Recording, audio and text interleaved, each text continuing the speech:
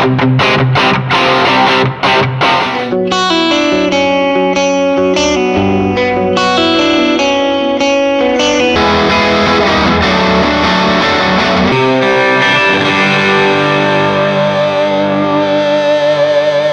got a lot to get through this video, so strap in, buckle up, check the timestamps to jump around where you want to get to.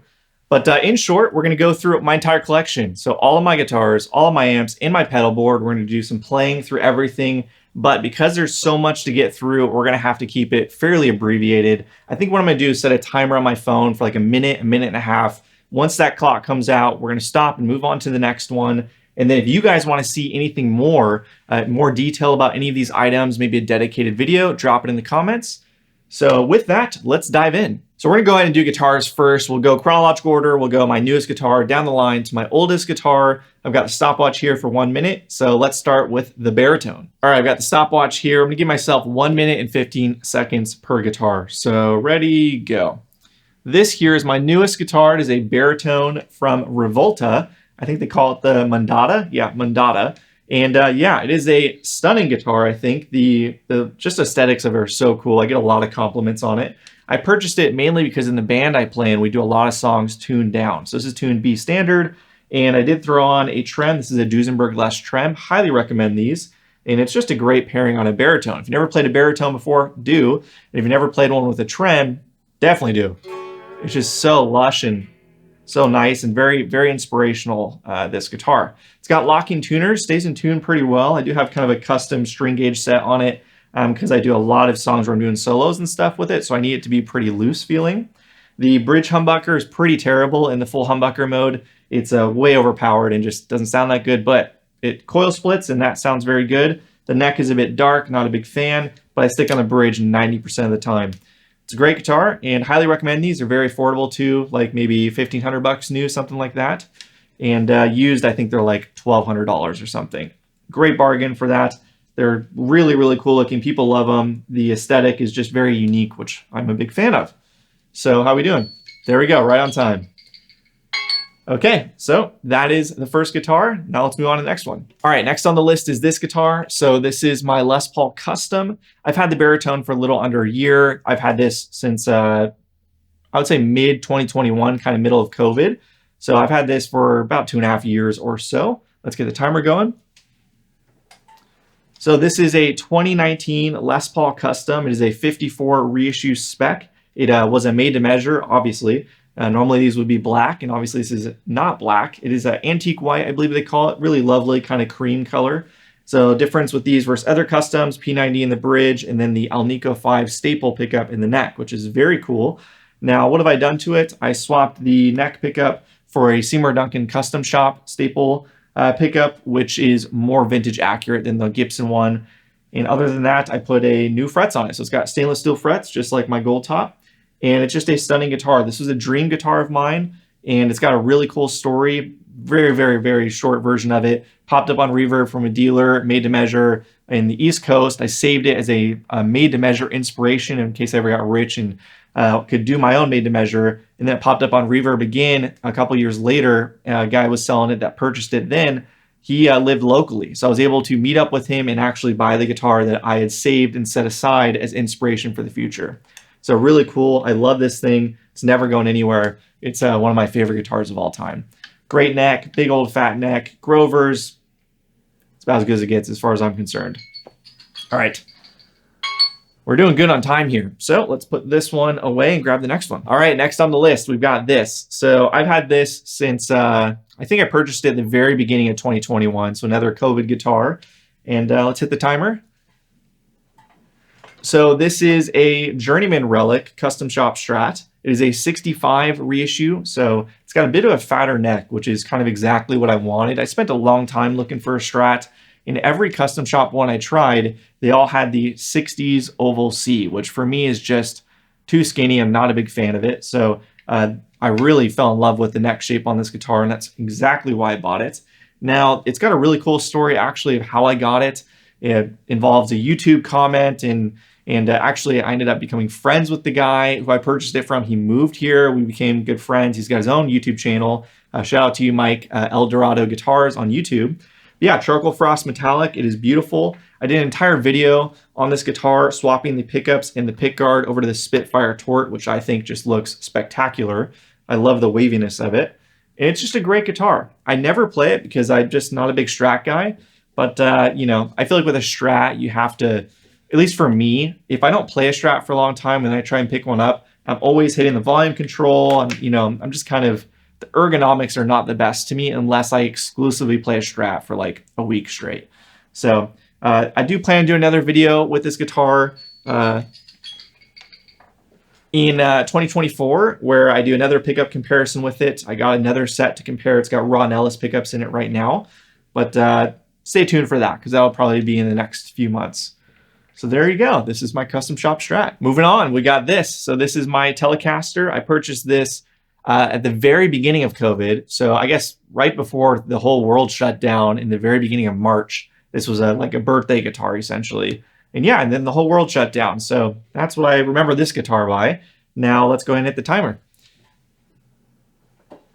So this is a Fender Custom Shop Telecaster. Now this is a NAMM limited edition guitar. I did an entire video on this guitar already, reviewing it, unboxing, playing it a bunch. So check that out if you want to know more about it. But essentially, again, NAMM limited edition. It's a 50s spec, but a Thinline Tele. So it's got a 57 soft V on it, which is very comfortable. And then it's got the Thinline with the Broadcaster bridge and Texas Special neck, both hand-wired custom shop pickups.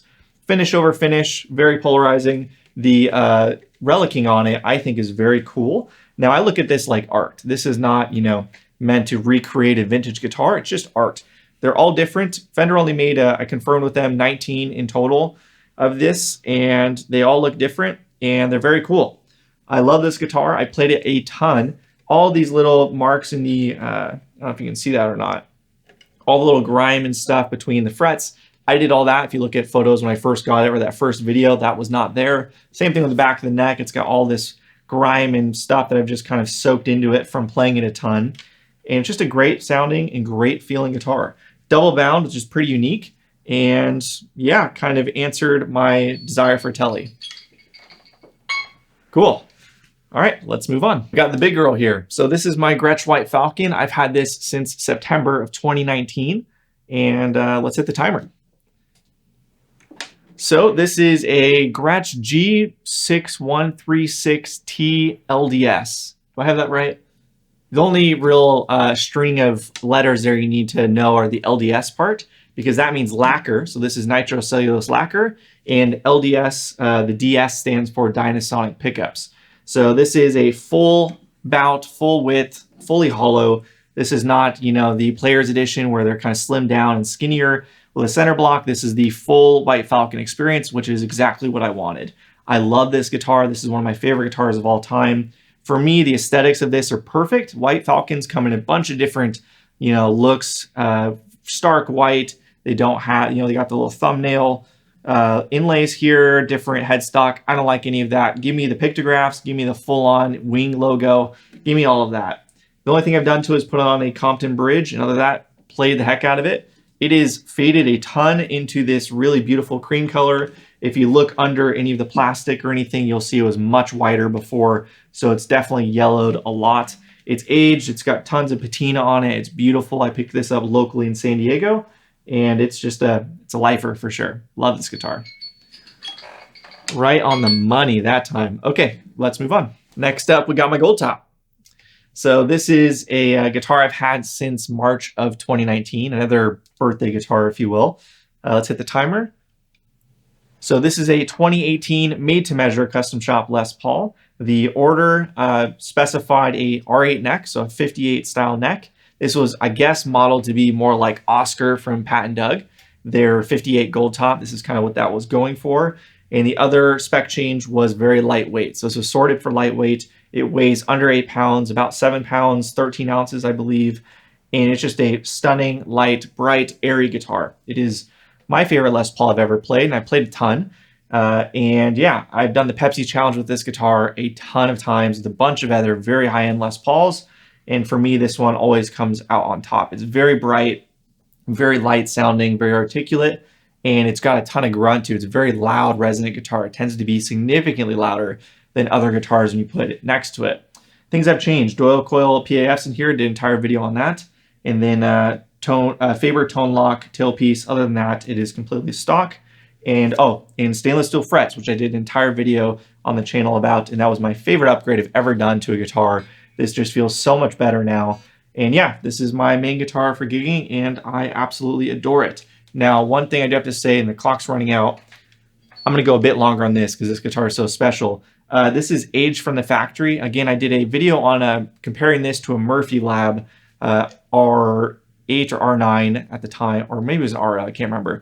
Either way, I compared this to that because this was before Murphy Lab when they aged it with their razor blade and just kind of did these checking lines where they did these loops and everything. It is amazing the amount of work they had to put into this guitar. It is checked everywhere, head to toe, if you will. And yeah, I just really, again, I look at it, it's not for the vintage accuracy, it's art for me. And have a skilled artisan do that. If you mess that up, you're done, right? The guitar has to be refinished, you gotta start over. So I really just appreciate the work done to it. And interestingly enough, it has started to do its own natural checking, which is kind of funny. So you've got a mixture of razor blade checking as well as natural checking. The plastic's aged a ton too for me gigging it. It's quickly becoming basically my #1 guitar, especially for gigging. So moving on, another very special guitar here. This is a Danocaster Jazzmaster, and I've had this since mid 2018. And again, another lifer, one of my favorite guitars of all time. So hit the timer. So as mentioned, Danocaster Jazzmaster is stunning. It's in faded Fiesta Red, which is a very polarizing color. And the camera refuses to get this color right. My phone doesn't get it right, nothing does. It's much more kind of salmon-y in person. It's got a Spitfire Tort. Funny story about this guitar, my wife absolutely hates it. And she's kind of been begging me to sell it and get a Pelham blue one or whatever, some variation of blue forever. But as you know, probably Danocasters are basically impossible to get now. You can't do custom orders. When I purchased this, he was still doing custom orders. I actually bought it off a guy off Instagram. Funny story, that guy's hit me up several times to rebuy the guitar, but it's never being sold. It's my favorite guitar to just grab, but this is my test guitar. I use it for everything. Huge, lovely neck. I can't remember what he calls it, 86C or something like that. Lovely aging on it, and it's just stunning. Mastery hardware. I have done a slight mod to it where the rhythm circuit, the pickup selector still works, and I put in 1 meg pot so that you get the full tone out of it. And yeah, other than that, it's a stunning guitar and one of my favorite instruments of all time. Everyone that plays this guitar is blown away by it and wants one. Every single person, they're like, Danocaster, what's that? And then they play this and like, okay, how do I get one of those? And unfortunately, you can't anymore. But yeah, this guitar is just superb and I absolutely adore it. So moving on. I call this one the mascot. This is the channel mascot. You guys, obviously the little logo my wife drew up is based off of this guitar. I've had this for over 6 years now. And it's just such a stunning show-stopping guitar. So let's get into it. This is a 2016, 2017, somewhere in that range, Gibson ES345. It is a 64 reissue. This is the only guitar I've ever purchased new, and it is just show-stopping. Look at that color. It's incredible. So it is frost blue, which is a Gibson color they did in the 60s, but I don't believe they ever did one to an ES guitar, but Firebirds would be painted in that as a custom color. It's pretty rare, but it is really just gorgeous. And again, every time I play this, people come up to me. It is just so, so beautiful, even prettier in person. Now, what have I done to it? I've done a ton to this guitar, actually. Now, it's got the wiring from, I'll be very quick here, but the wiring from the factory is terrible from Gibson. It is modern wiring, set up not 50s, and it's stereo baritone wired to a mono jack. So what you end up with is a very muffled tone. Rip that out, 50s wiring, and then I put the baritone to a push-pull pot so I can see if it affects the tone or not when it's in the off position. Pro tip, it does not, so you don't need to worry about that. It's got Callahan hardware, and then it's got Rewind electric T-tops, which are great sounding pickups. And I actually did a comparison of this guitar versus two vintage 64 and 65 ES345s. And yeah, check that out on my channel. Not many people have actually seen that video. That one kind of bombed. I don't really know why, because I thought it was really fascinating. So I did a full deep dive of how not only this sounds, but also the construction, the dimensions, all of that versus those two vintage guitars. So check that out. And yeah, this thing is just so cool. I love this guitar. Moving on. My dream guitar. This was a guitar that I really just dreamt about for forever when I was first getting into guitar. I wanted a cherry red ES330 with a Bigsby. It's a bit of a unique dream guitar. Most people, I want a Les Paul, I want a Strat, a Tele, whatever. I wanted something unique and different. And this to me was just the pinnacle of that at the time. So this was, unobtainium to me. I never thought I would get one of these. This is a 2011 59 reissue. I've had this for about 7 years, somewhere just about 7 years, I think. And I will never forget when I got this guitar. Let me hit the timer. Stick to the plan here. So again, 59 reissue, but if you know anything about history of Gibson, this is not a 59 replica because they didn't make any cherry red ones in 59. Also, it's got Clues and tuners. Again, not from 59. This does have replacement Clues-on locking tuners, but it came with Cluesons originally from Gibson. All that's wrong. They did do cherry red in 60 for ES330, so I don't know why Gibson did that. Chalk it up to classic Gibson, right? Now, things I've done to it, strung over the Bigsby, over the tension bar here, which has made a huge improvement to this guitar. It's made it one of my most stable trem guitars I own. It sounds great, very, very unique, extremely hot pickups. It's got the, when I say hot, I mean really high transient. They're just really punchy. It's got a spacer under the bridge pickup. I've compared this to several vintage ES330s, and I've always come out thinking this one was better, mainly because the bridge is not anemic thanks to that spacer. This has got a really cool story how I got it. I traded my first ever Gibson, an ES339, which is a smaller 335 style guitar, for this. I'll never forget the day of trying to convince the guy. Ended up working out, but this was just unbelievable when I got this. I never thought I would get one of these, and I just remember it so clearly. That was pretty early on in my guitar playing, and this thing was just spectacular. Oh, I forgot, I also put on a Faber tone lock bridge on it. So lovely guitar, beautiful. I love playing it. It makes you play very differently because you don't have the upper fret access. I don't play it enough. I really should play it more. So maybe I'll do an entire video on this. Let me know in the comments. Moving on. And last, but certainly not least, this is the guitar I've had the longest. And it is also my only vintage guitar. So I've had this since 2016, which is crazy. So before I got married, I was in college. And this one's got a really cool story. Again, I probably should do a whole video on this. I'll let you guys decide that. But let's hit the timer and talk about it. So it is a 1963 Les Paul Jr. That's right. This is a Les Paul. Still says it on the silk screen right there, if you can see that. So this is the very last of the guitars to say that still. In 63, early 63, they did that. And it's obviously had some mods done to it, which I think makes it one of the coolest guitars on the planet. I've never seen one that looks like this before. It's got a T-top in the neck. This is an embossed logo 72 T-top, which is a rare pickup, actually. Original P90. And then they added a three-way selector switch with the middle out of phase, which is just insane, but fits the quirkiness of the guitar. And they even beveled the edges of the pickguard to try and, it's obviously a homebrew mod here, but they tried to make it look really nice. So I love that about it. Original pots, the neck is blade thin and really wide. It's a bizarre feeling neck. It's aged a ton, as you can see. It's got patent pending Grovers, which is very cool, from the 50s. Headstock break like they all had. I had a refret a long time ago, a new nut. And this is just one of the coolest guitars of all time. I call it Red Eye. I don't know if you both see in the camera, but it's got kind of a knot in the wood right here that looks like a red eye. And you can see they carved out this area for the switch, and they even made a plastic covering to cover it up, but they didn't get it quite right, the dimensions. It just makes it all the better for me. It's such a cool guitar, and there's a lot more to it as well. So maybe, again, another one for a future video. But this thing is just, I always said, I'll just say this real quick, that if I ever, in a fictional alternate dimension, if I ever got a signature guitar from Gibson, this is what it would be.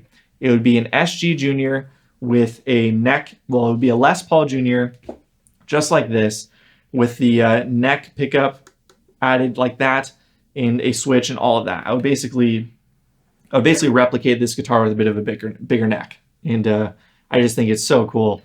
And just a beautiful guitar. I haven't played it a ton, and I really should. It's pretty fragile. It's hard to keep it in tune, not because it's unstable, but because the neck is so on the SGs. If you ever played one like this, especially a vintage one, you barely touch the neck and you can bend it out of tune. So it's a bit tricky to play sitting down, but standing up, it works well. And it's just a killer guitar. I love this thing. So yeah, I've had this the longest, and that's my guitar collection.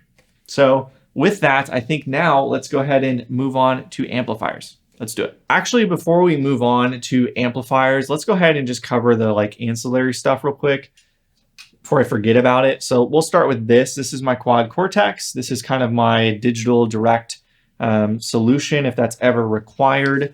Now, I've got kind of a tolerate-hate relationship with this thing. I don't love it. It's got a lot of kind of things that really bother me about it. It's, you know, apart from all of the promises that took forever to come out with this and all sorts of other things, I've got really bad phasing issues whenever I do captures of stuff, inexplicable phase changing and all of that, which drives me nuts. It's, yeah, there's got a lot of things that just really drive me crazy about it, but it does do 2 profiles in 1 unit. It's small, it's compact.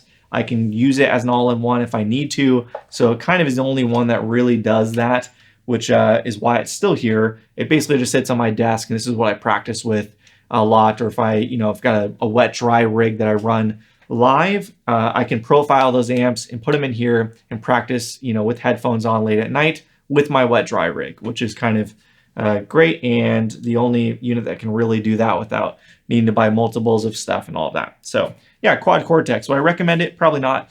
I would say, I think there's probably better products out there now, but it does what it needs to do for me, so I've still got it. And then we've got the UA aux box here. So yeah, if you don't know, these basically attenuate as well as allow you to run your amplifier directly into front of house or into your interface, into your DAW.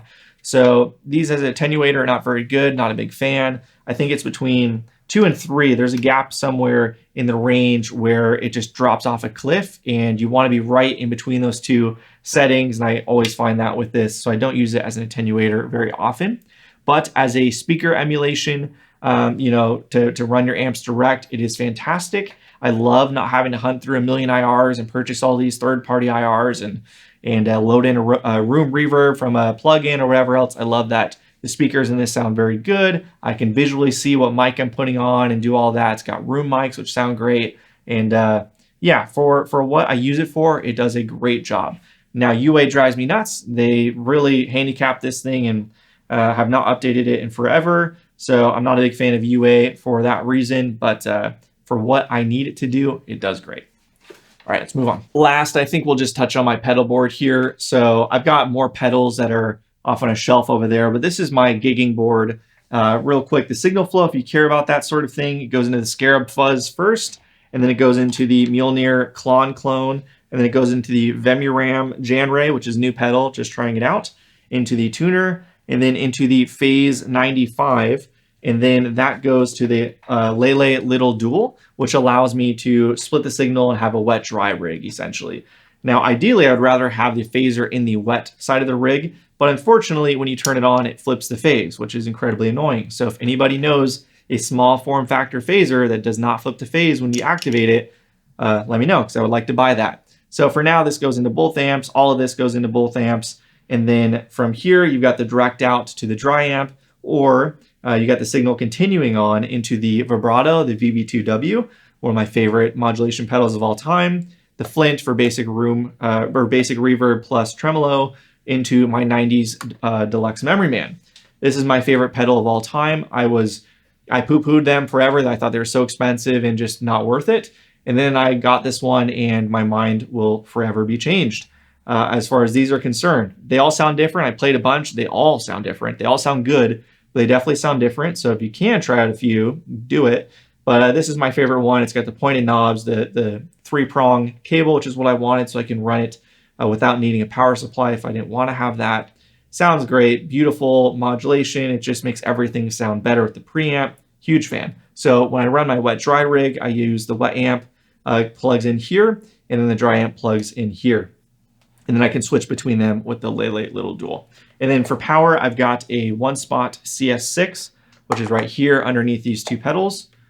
And yeah, this rig does just about everything I need. It's very inspirational, and that's what I got. So from here, let's go ahead and move on to the last things that aren't really amplifiers per se, and then we'll get into the big stuff. So independent cabs, I've got two cabs that don't have dedicated amplifier heads for them. The first is this cab right here. So this is a Badcat 4x12. It's got their Badcat, you know, V30 style speakers. Essentially, they've got the logo on them. I'm not sure if they're any different than a V30, but it sounds great. This cab is massive. It's quite deep, actually, straight cab, and it is a punch. This thing is killer. I'm a big fan of that cab. I picked it up used from a guy, and I played it out a couple times, and it's just monstrous, especially with that Friedman, which we'll get into in a bit. The other cab is over my left shoulder here. You can barely see it because it's got other amps blocking it, but it is a 1974 Marshall 4x12, so it is a slanted cab, and it's got reissue speakers in it. The actual cab itself is in great condition, but the speakers are non-original, unfortunately. It has two greenbacks and two G12H30 Heritage speakers in kind of a cross X pattern, which to me sounds fantastic, and I like the blend of those two, but I'm really curious to see what that would sound like with some original speakers. I've got two friends with original 74 cabs just like that with original speakers, so maybe I can convince one of them to do a little shootout in the future in 2024. So we'll see on that. And then the last two things that are not amplifiers per se would be my reverb tanks. Let's grab those real quick. Starting with this one, this is a reissue from the 90s. I'm a big fan of these 90s reissue spring tanks. Now, if you were to ask me, Tanner, should I get a vintage one or a reissue one? I would honestly say probably go with a 90s reissue. Now, the 90s ones in particular are special because they use the much better spring tank in them. I've compared this to 3 different vintage spring tanks now, including my own over there, and this has held up just fine. It sounds very good, and the best thing about it, apart from the price difference, but the best thing about it is that it is already wired with a 3-prong, and they have the grounding set up in these different from the vintage ones so that you don't get a ground loop. Now, if you throw a 3-prong on a vintage one, you are going to get a ground loop, and it is a massive pain in the butt, and I've not found a perfect solution for it yet. So this one, you're good to go, plug into anything, and it doesn't get any noisier. Sounds good, the tank is great. This one has had the grill cloth changed at one point, and I really need to redo it because it's not the best. But yeah, it's super rad, and I picked this up locally, and this is kind of what put me on the journey of checking out vintage spring tanks. But yeah, this is great. So let's move on to the vintage one. So this is my vintage spring tank. This is a 1964 tuxedo, you can call it, with the white knobs. So I've actually got a buddy that has a 64 that's still a brown Tolex. So this is kind of a transitional era. And yeah, it's got beautiful aging on the grill. It was all original when I got it, and I did a video working on this and actually discovered a couple weird things. I believe there was a mistake in this amplifier. One of the original capacitors was different than what the schematic calls for. But anyways, yeah, this is really cool. It's got RCA tubes in it, really nice. I threw in a 3-prong. Actually, no, it came with a 3-prong. Did it come with? I can't remember if it came with 3-prong or if I redid the 3-prong in it. And again, ground loop issues. It still sounds very good. It does sound different than the reissue one, but it's not a bad or a good. It's just a slightly different sound to it. So huge fan of these. They're impractical. They're, but I mean, you stack it on top of something like a Vibrolux Reverb there, and it is such a cool looking combo. So these are not worth the crazy money people ask for them, but if you can get one for around $1,000, I say do it. It's especially if you're a vintage gear junkie like I am. Okay, now let's go ahead and get into the amplifiers and get set up to maybe do a little playing as well. Lighting has changed a little bit. Can't control that, so we're gonna move on. A little time has passed to get this set up. So we're gonna go amps from highest wattage to lowest wattage just to kind of keep it in a nice order there. Now I'm gonna kind of just give a brief rundown of what the amp is, if I've done anything to it, and then I'm gonna play it. So we're gonna try and attempt to play every amp I own here. And I've got several guitars off to the side. We're just gonna go for it. I've got a couple little excerpt ideas I'm gonna do on each guitar, and then I will just figure out what I wanna do in the edit. But I just wanna make it very clear, we're running a gun in here, right? So I'm not trying to get every amp to sound perfect in its ideal state. I'm not gonna sit here and tweak the EQ and the mic, whatever. We're throwing an SM57 on the front and we're just going. So that's that's the plan here. It's going to get loud, but we're not going to have everything crazy loud. So I think everything's going to be set right around 4. So if it's not master volume amp, between 4 and 5, master volume amp will probably have the gain at roughly half and the master volume maybe at 11 o'clock or so. You'll be able to see on most of the amps what this controls are at. So with that, we're going to go ahead and start. We got the Friedman twin sister here. So this is my highest wattage amp I own. It is 40 watts. It is basically 2 Dirty Shirleys in one. And I bought it from a buddy of mine, who actually the guy I bought the Strat from that I talked about earlier. It's an awesome amp. It's one of those amps that kind of produces the sound in my head. It's just this like perfected Marshall tone. It's kind of JTM 45 flavored, but with more gain on tap. It's got really versatile switches on there, change the gain structure. It's just a great amplifier. In the cab, I have a Celestian Gold in it. I've tried a bunch of different speakers in that cab. And my favorite is probably the G12H30 as well as the Gold. So it really matches well with the Vox when I have the Gold in there. So again, SM57 up front, and let's get to the playing. So the Jazzmaster, we're going to go ahead and play with just a little bit of reverb from the Flint, and that is it. So let's give it a shot. With the Les Paul Jr., we will have a little bit of deluxe Memory Man on with a little bit of reverb. For humbuckers, I've got no pedals on, and yeah, we got the tone roll back to about 8. White Falcon, we've got everything turned up on the guitar. We got the little bit of Memory Man, a little bit of the Flint.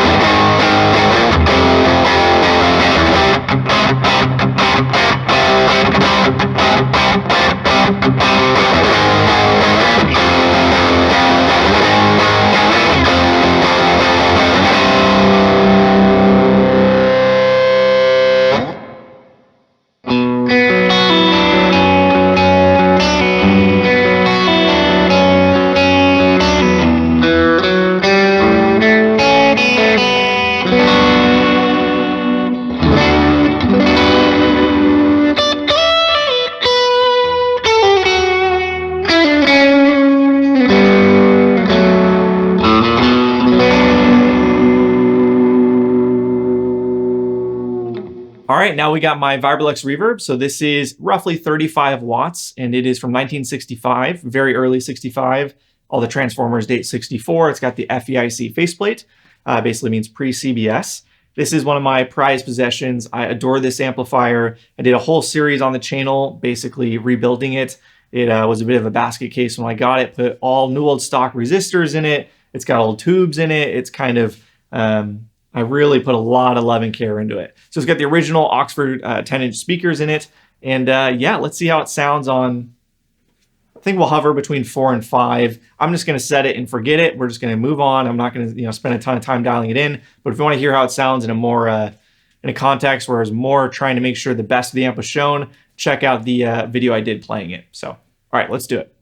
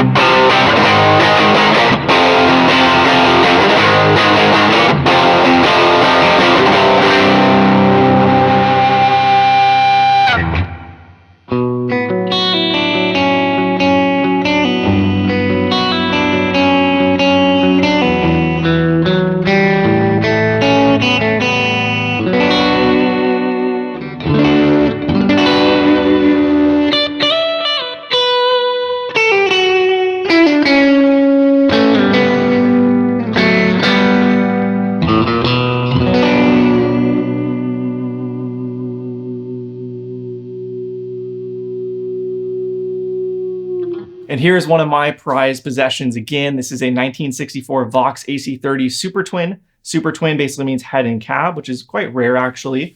The cabinet is loaded with 2 vintage silvers, so it's got the original Pulsonic cones on them. It is a closed back. It is a very punchy cabinet. Definitely need ear protection with this sucker. It is loud.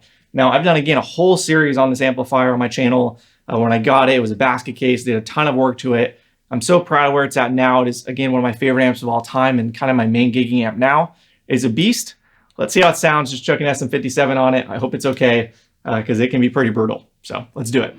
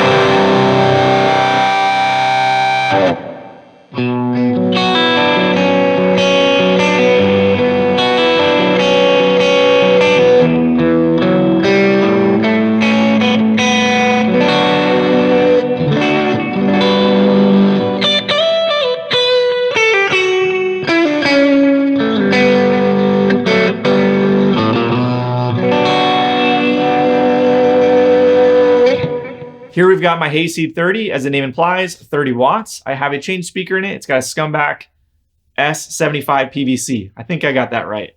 Anyways, I did a full video comparing a bunch of different Alnico style speakers, Celestion blue, silver, those, gold.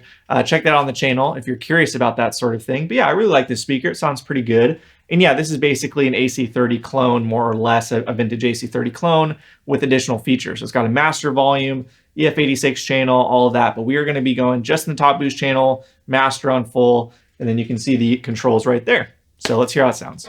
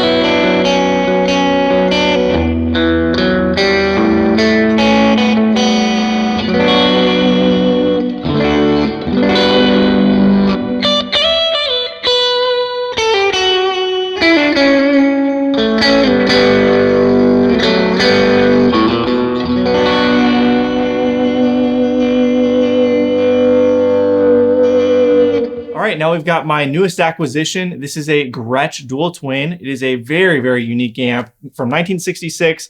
Again, I've done several videos on this amp. I purchased it and it was untouched, and I just kind of did some general maintenance to it, and it's sounding awesome. I really have fallen in love with this amp, actually. So yeah, it's got Jensen C10R speakers in it from 66, the original ones. And I've got the volume control a little past halfway, same with tone on the standard channel, which has a bit more gain and bottom end after I did the work to it. So let's hear how it sounds. Last thing I forgot to say is this is roughly 18 watts or so.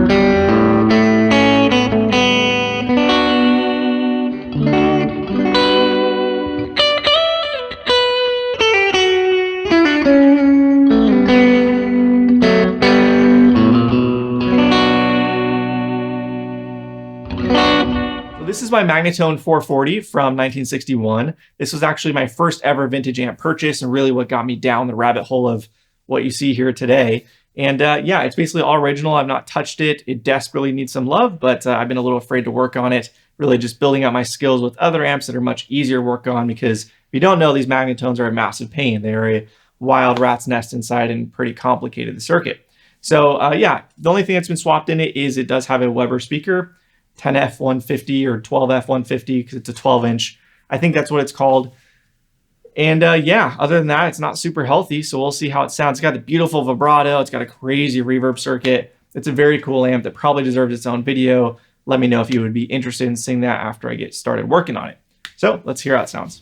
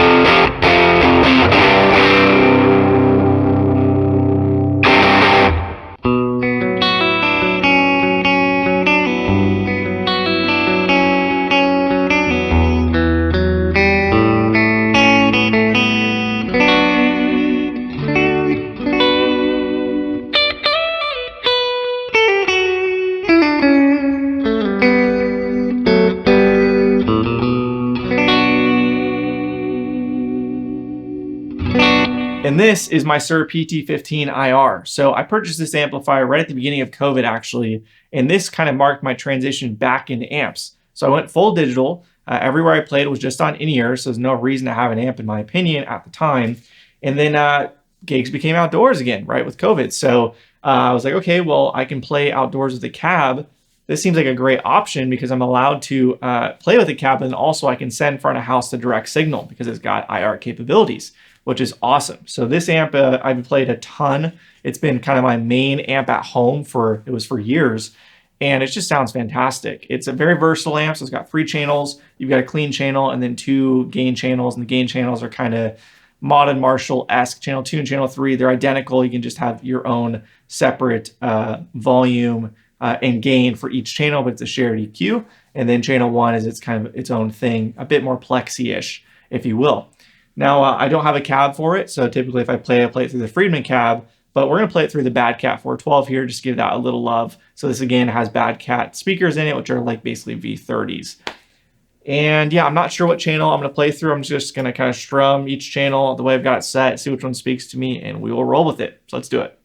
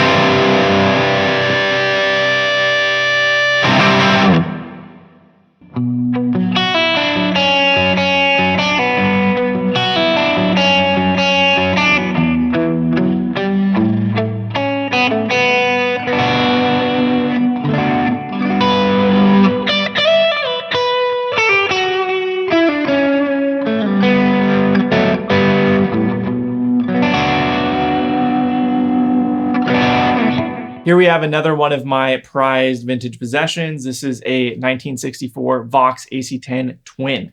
So it is a 2x10 combo, and it's killer. It looks so clean. If you didn't see the grill cloth with that slight little rip there and a little bit of the sagginess they get, you would think it was basically brand new. It is all original, including the original speakers, which are 10-inch ELACs. And those speakers are very cool, but they're pretty fragile. So this has just kind of been sitting on the side, and I actually have 2 Celestion Golds we're going to put in it so I can gig it. We're also going to put this on the workbench and get it up to snuff. So subscribe for that because that will be coming in the next month or so. But anyways, as is, it's completely stock and it sounds fantastic. So let's hear it.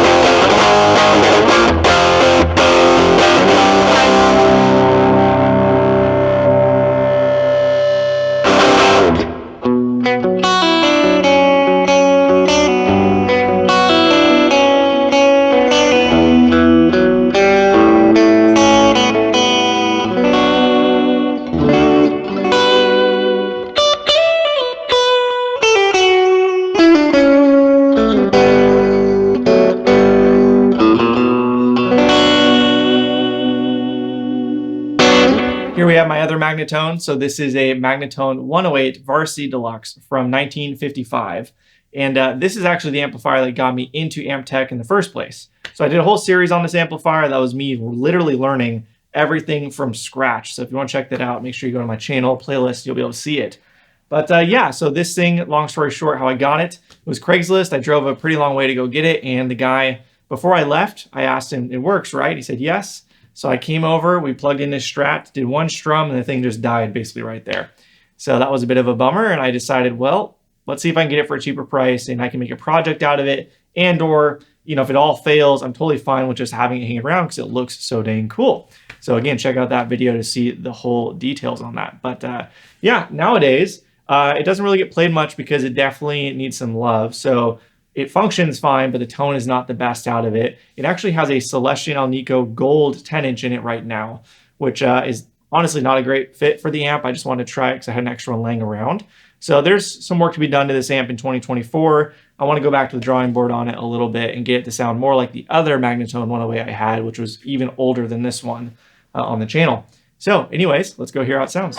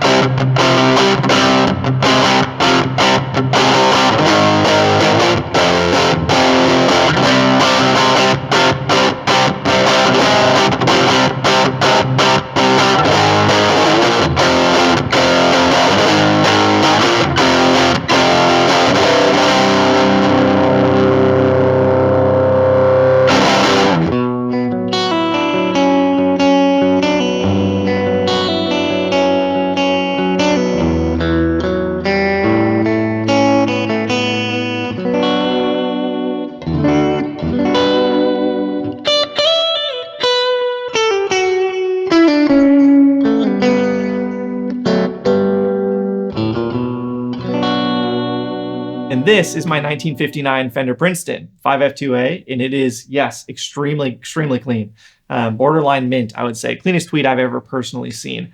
And it is all original. So the Tolex, grill cloth, the speaker, no solder joints ever been touched, rectifier, power tube, all of that is original. It's pretty amazing and really just a piece of history. It's also, to my knowledge, never been more than like an hour from where it was built here in Southern California, which to me is very cool. So yeah, I've had this for a bit. It's kind of been the crown jewel of my collection. I don't really play it because obviously with something like this, it really actually belongs with a collector, somebody that's collecting tweeds, all original amps. And that's not really me. You know, if you guys watch my channel, I gig this stuff out. I play it out quite a bit, but obviously not this one. So it is actually for sale. If you're interested, let me know. You can shoot me an email, yeatzeeguitar@gmail.com. But otherwise, it's in my collection for right now, and it's beautiful. So we'll see how it sounds, and probably take it easy on it a little bit. But yeah, let's see how it sounds.